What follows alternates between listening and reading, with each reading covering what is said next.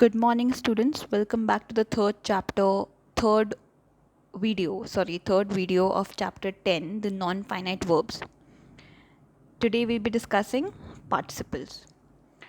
A participle is a verb that ends in ing or ed and is used both as a verb and an adjective.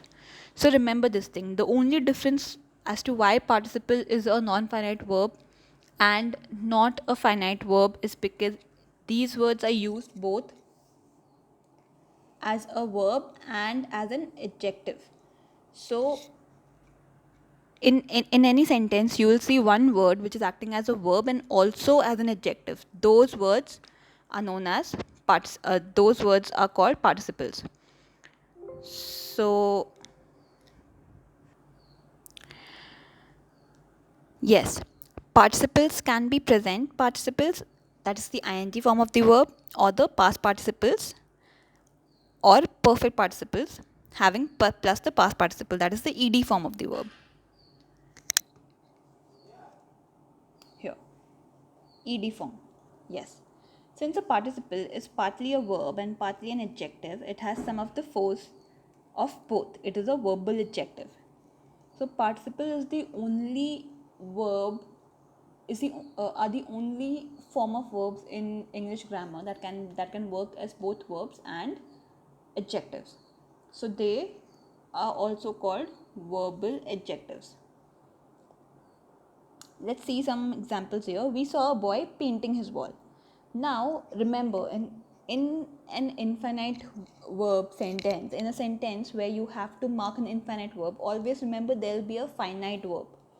There will always be a finite verb. Mostly, not always, sorry, mostly there will be a finite verb. We saw a boy painting his wall. So first thing, saw here is a finite verb. We saw a boy. Boy is a noun. What was the boy doing? Boy was painting his wall. So painting here is also used as an adjective to describe the noun boy, right? So that's why painting in itself individually is a verb, but when taken to describe in this sentence, it is used here to describe the boy. That's why it is also acting as an adjective. And the finite verb is saw. Next, noticing his strange behavior, we moved away. Now here, noticing again, individually noticing is a verb. But first thing we'll search for the finite verb. Finite verb is moved away. This is the finite verb. Moved is the finite verb. Now, this word here, we, is the noun, and noticing, who noticed? We noticed. So, and what did we do? We moved away. So this word noticing here is describing the word noun, the noun we. That's why it is a verb which is acting as an adjective. That's why a verbal adjective or a present participle. The colored words in the above sentences are present participles that have been used as verbs and as adjectives connected to the underlying nouns and pronouns. So again, what are participles? Participles are those form of verbs which in a sentence work both as a verb and as an adjective. So always remember searching for a finite verb. Once when you find the finite verb, the word which is actually the verb of a sentence, then we can move on to looking for non-finite verbs. In a participle, always remember a kind of word in the ing or ed form where you can see that the word is acting as an adjective to the noun. Like word is explaining the noun as well. Like this word is explaining the noun as well. So one, when in a sentence where you see that the word is explaining the noun as well and is also acting as a verb, those verbs are participles.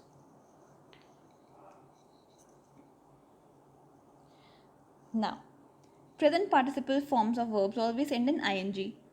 Such words represent actions that are going on or are incomplete. So this is simple. So it's an ing form of verb. Such words represent an action which is that are going on or are incomplete. Incomplete also is something which will be completed in the near future. So for present and future kind of sentences, we always use a present participle form of verb, which is the ing form of verb. Participles are verb adjectives, and as such they should be attached to a noun or a pronoun, definitely. Now understand the importance of this sentence. Participles are verb and adjectives. So verb and adjectives are two parts of a speech which are directly related to the noun. Adjectives directly explains the noun and verb explains what the noun is doing, right? That's what the basic, very raw definition of these two words is. So participles are verb adjectives, and as such they should be attached to a noun or a pronoun. Always there will be a noun or a pronoun if there is a participle, because participles are verb adjectives, and both verb and adjectives are parts of a speech which are very essential for a noun, like for which noun is very essential.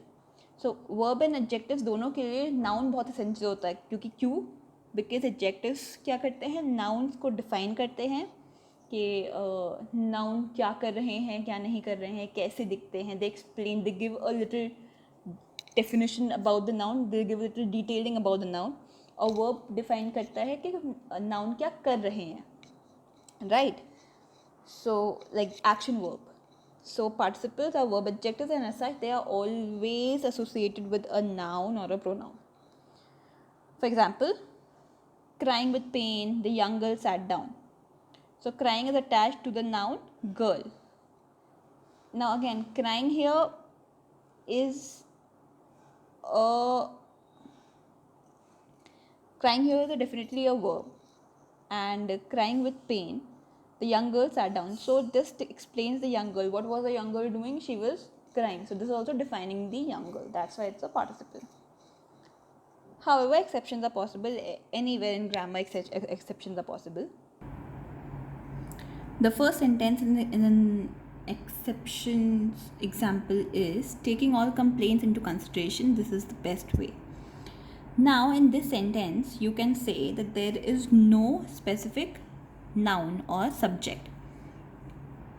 But when you talk about, so let me explain what does this sentence means. Taking all complaints into consideration, this is the best way. So this sentence means कि सारी complaints को सोचते समझते हुए हमने ये सबसे सही तरीका निकाला है. So the subject is somewhere there, like it's not mentioned in the sentence but it's there. Like हमने किया है, तो हमने सब सारी complaints और problems को सोचते समझते हुए then we have taken out the best way. So subject is somewhere there. That's why you need not always mention that a subject should be there.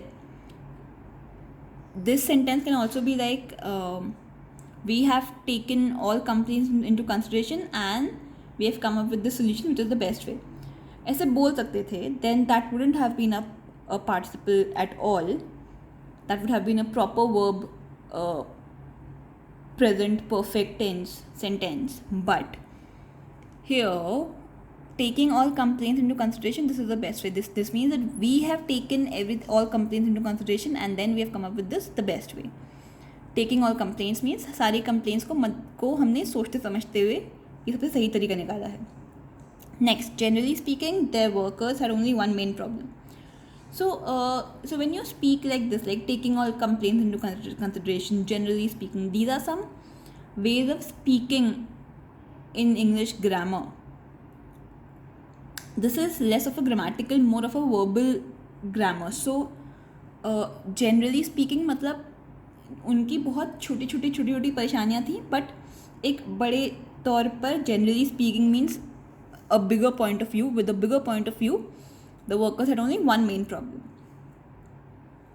जैसे हम लोग आपसे पूछते हैं ना, कह रहे आप लोग को कोई डाउट तो नहीं है, तो आप लोग हमें या तो यू विल टेल मी कि मैम हमें प्रेजेंट परफेक्ट टेंस में डाउट है, या फिर आप उससे हर एक छोटी चीज़ के ma'am this example this that, तो मैं आपसे बोलूँगी अच्छा So one of you have a doubt in this sentence, one of you have a doubt in that sentence, but generally speaking, you all have a doubt in present perfect tense.